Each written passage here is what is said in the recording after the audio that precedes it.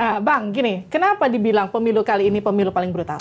Ya, saya kira pertama kita mendengar ya, tidak usah dari sisi para politisi, tapi kita melihat bagaimana para guru besar, para akademisi, para intelektual itu menyuarakan keprihatinan akan hilangnya moral, etika, dan pelanggaran berbagai macam aturan dan konstitusi pada pemilu kali ini yang sangat vulgar dan cukup telanjang di mata publik ya. Jadi sebelum pemilu pun sudah bersuara mereka ya. Para guru besar ini kan bukan orang-orang politik, para budayawan. Banyak yang bersuara gitu ya, khawatir terhadap pemilu ini. Dan itu kan bisa kita lihat dimulai dari mana? Itu dimulai dari sebenarnya jauh-jauh hari sebelum penetapan Gibran sebagai calon wakil presiden. Ya. Kita melihat itu mulai dari cawe-cawe presiden terhadap partai politik, ya, yang kemudian mengakibatkan terjadinya konfigurasi politik seperti yang kita lihat pada pemilu kemarin. Kan jauh hari kita mendengar misalnya Anies itu berusaha dijegal dengan berbagai cara ya supaya tidak nyalon. Kita tahu bagaimana kasus Formula E dan sebagainya diangkat, lalu kemudian kader-kader Nasdem tersangkut perkara gitu ya. Lalu kita lihat juga misalnya statement Pak Andi Wijayanto, bagaimana Presiden mengatakan hebat kalian kalau bisa lawan saya, kan seperti itu.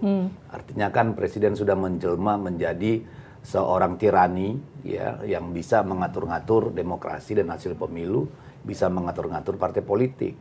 Dalam perjalanannya kan kita lihat bagaimana PKB mengaku disuruh oleh Pak Jokowi gabung dengan Pak Prabowo. Bagaimana PAN, Golkar, dan P3 itu ngaku disuruh membentuk KIB. Ya, lalu kita lihat bagaimana Ganjar diminta keluar oleh Pak Jokowi ya untuk masuk KIB, keluar dari PDI Perjuangan. Ini kan menunjukkan intervensi yang terlalu jauh dari seorang presiden terhadap kontestasi politik, terhadap partai politik, terhadap pemilu. Di negara-negara demokrasi ini tidak mungkin terjadi. Karena harusnya partai politik itu kan tidak boleh diintervensi oleh siapapun, ya, apalagi oleh penguasa. Kalau itu terjadi kan nggak ada gunanya partai politik, nggak ada gunanya pemilu. Bang Ded gini, tadi kan Bang Deddy sempat nyinggung soal kasusnya Anies Formula E yang juga sempat dicolek-colek.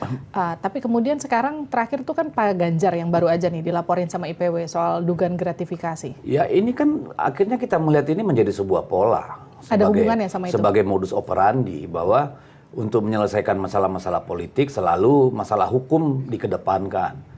Jadi kalau dulu Pak Anies, sekarang Pak Ganjar. Sebelumnya siapa? Kita dengar ada Erlangga dengan isu kasus BPD PKS. Kita dengar Zulkifli Hasan dengan kasus impor gula kalau nggak salah. Jadi kan ini semua kita melihat bagaimana hukum kemudian menjadi alat politik seorang presiden. Tapi kenapa harus setelah Pilpres? Kan Pilpresnya sudah selesai.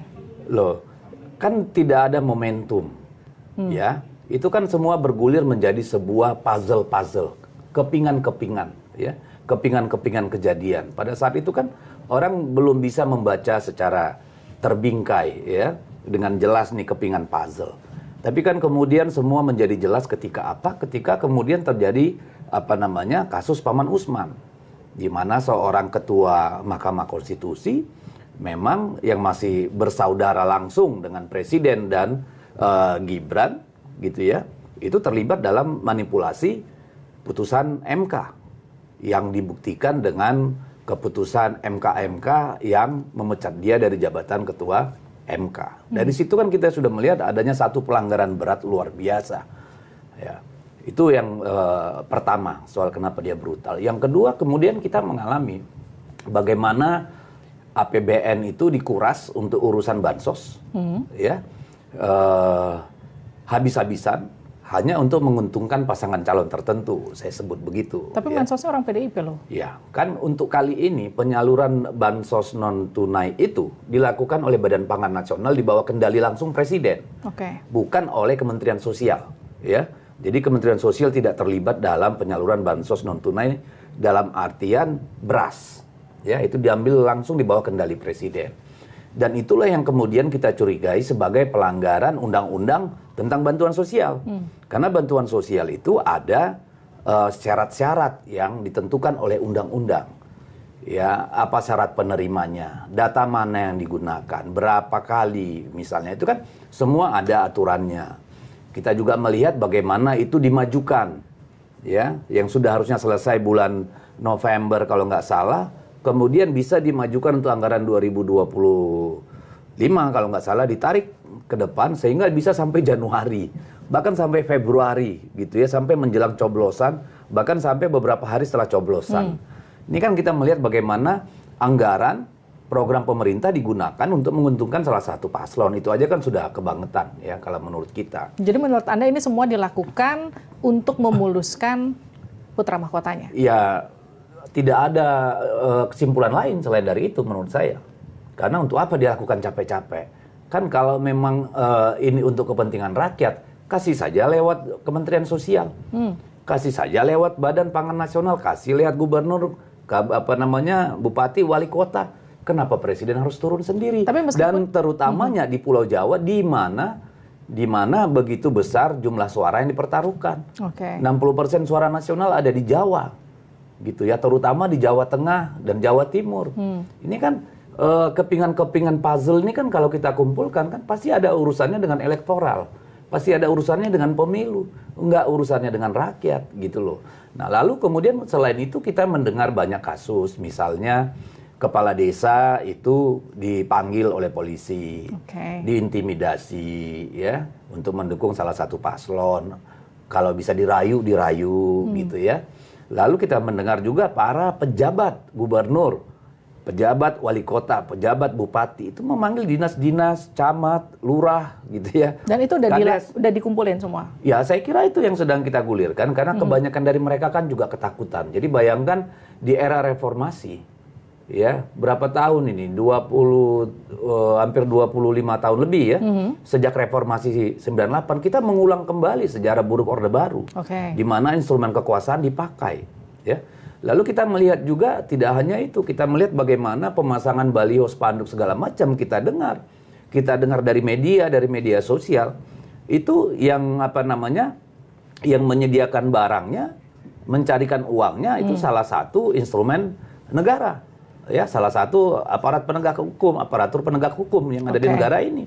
Yang masang adalah institusi keamanan. Ini kan informasi yang kita dapat di mana-mana, ada di media-media juga. Jadi lalu kemudian ketika hari pemilihan, money politik itu begitu masif. Ya, kemarin kami sidang paripurna. Saya bertemu dengan semua teman-teman dari partai-partai lain. Ya, tidak hanya di komisi, di paripurna juga. Semua bilang ini kacau banget nih pemilu. Bisa dikatakan naik 4 kali lipat biaya caleg. Dan sekarang sangat sulit mencari rakyat yang mau hanya dengan hati. Ya.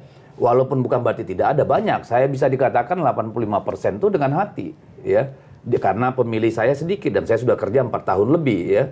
Nah, tapi mau tidak mau memang biaya politik itu jadi gila-gilaan sekarang. Itu berat sekali untuk calon yang baru datang gitu ya, tidak punya rekam jejak gitu ya. Bahkan yang sudah punya rekam jejak pun mau tidak mau. Kenapa? Karena yang lain datang bawa uang.